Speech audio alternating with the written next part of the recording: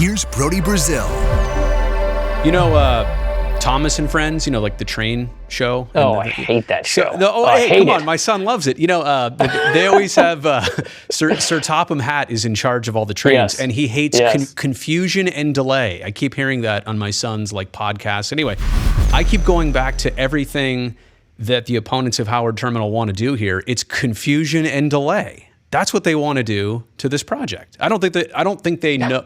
They don't have the confidence they're going to stop it, but they want to confuse and delay it as much as possible. Yeah, if Union Pacific Railroad is Sir Topham Hatt, then unfortunately I might have to side with Sir Topham Hatt because the real beef I have with Thomas, Brody, is that he's like petulant. He's always doing things that he shouldn't be doing.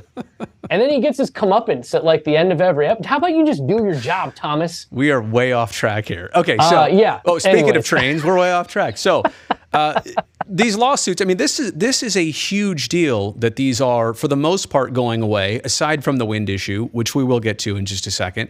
You know, I feel like this is big for two reasons. Number one, this was something completely out of the hands of the A's and the city of Oakland. When something goes to court, you don't necessarily know how a judge is going to side or see things. And these lawsuits were specifically against the EIR, which we can also discuss in just a second.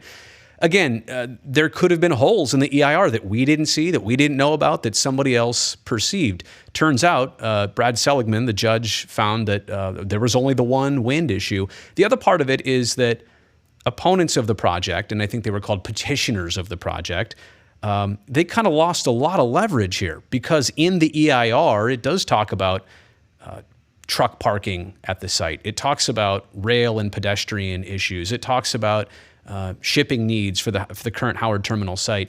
And so basically, there's not much of an argument to be had by the opposition anymore. I mean, can we really just stop for a second and put into magnitude the rulings that just came out? How do you see them? Yeah, I see him that way too. And I think it's a key distinction. The petitioners said there's all these things that could go wrong. And the judge said, yeah, but they were adequately studied. Right. Just because the judge made the ruling doesn't mean a train's not going to hit somebody at some point. So I guess we should be clear about that.